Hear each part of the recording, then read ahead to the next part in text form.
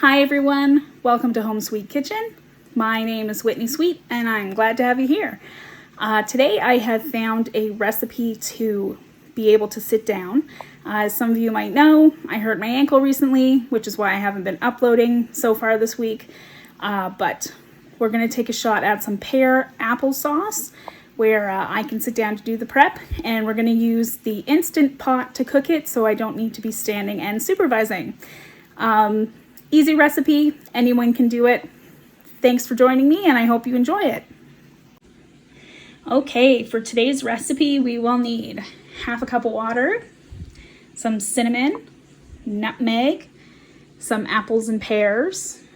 I've got 3 pears and 4 apples here. I'm not sure what kind of apples they are. Red apples, whatever you like, is good. They all work. Sometimes if it's a firmer apple, it won't get cooked down quite as much. But anything is good to make an applesauce, because who are we kidding? Applesauce is delicious, right? And then we have some granulated sugar. And that's gonna be it for our recipe. So I've added in the water into our pot. And I'm trying to get the cinnamon open here. I don't want too much cinnamon to overpower the flavor of our fruit. We're gonna do just a bit of nutmeg as well.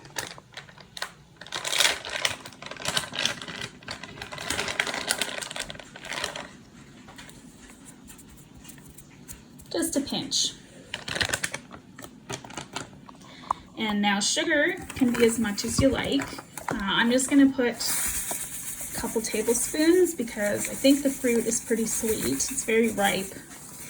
And I'd rather taste the fruit than the sugar, really.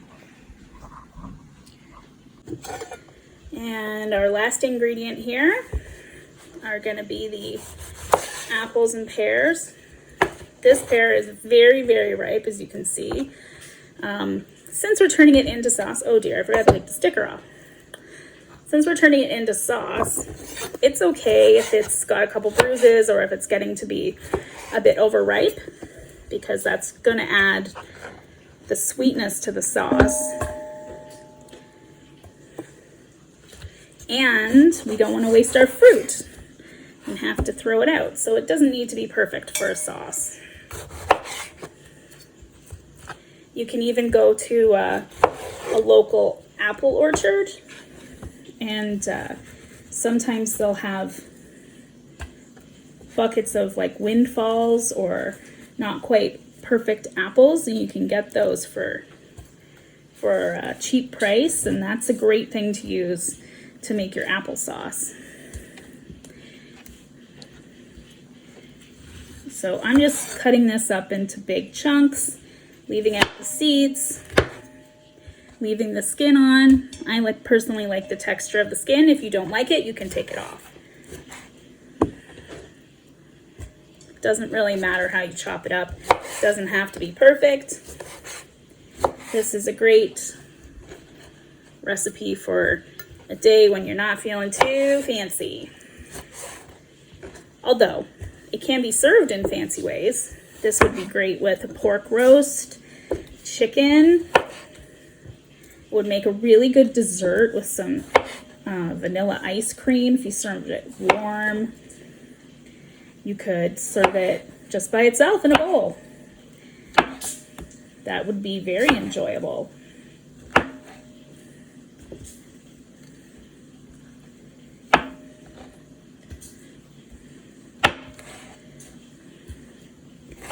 Apparently, my grandparents had a few apple trees on their property.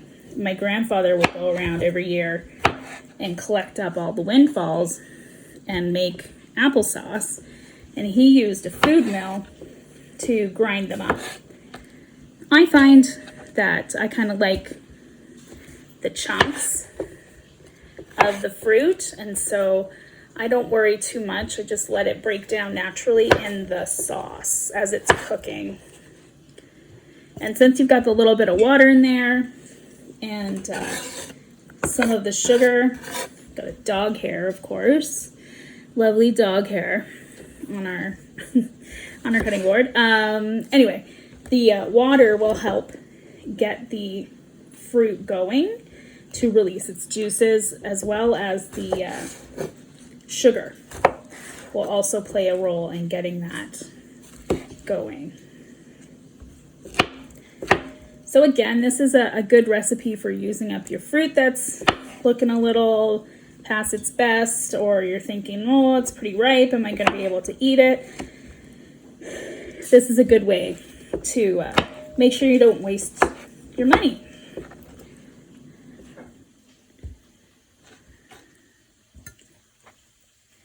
Also, if you have kids, I think, you know, at least for me when I was a kid, more dog hair here.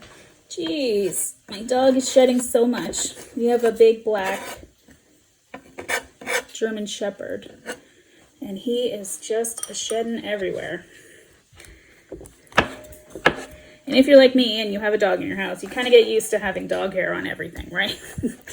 But I do try not to eat it, if at all possible. But quite often, it's in my cup of tea. It's in my spaghetti. Everywhere I am, it is. Just like the dog. Everywhere I am, he is.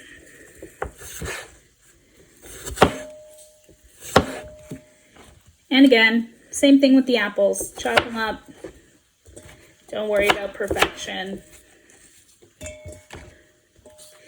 Okay, I am going to pause recording because this is probably kind of boring, and we will return in a couple minutes.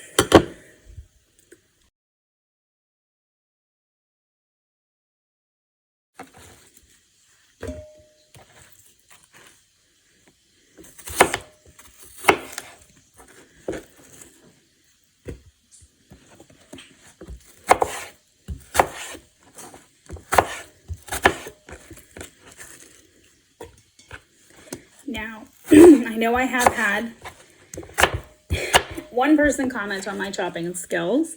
I am, in fact, a trained chef. I do know how to use a knife. But something that I would like to share with you is that I suffer from anxiety, and therefore I have anxiety tremors.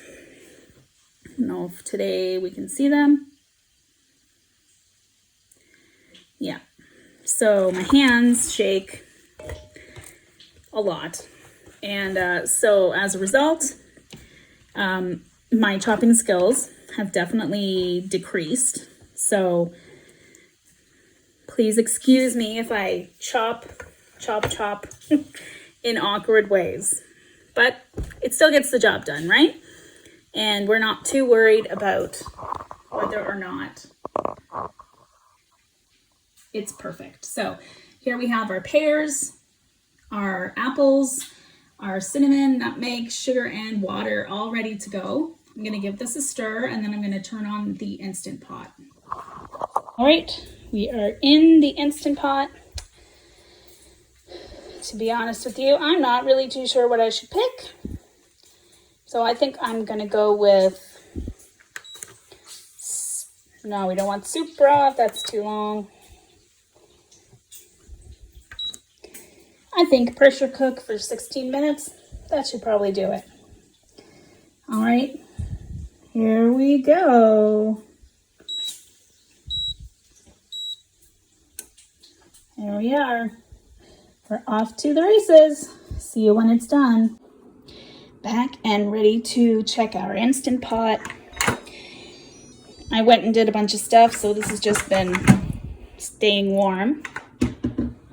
Ooh. Oh, it smells so good. It smells like hot apple cider. Oh, yummy. So here's what it looks like. Give it just a bit of a mash up here.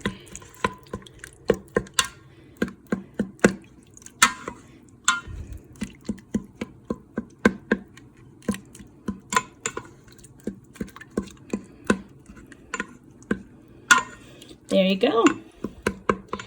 That's what our finished sauce looks like. A lot of juice has come out of the fruit.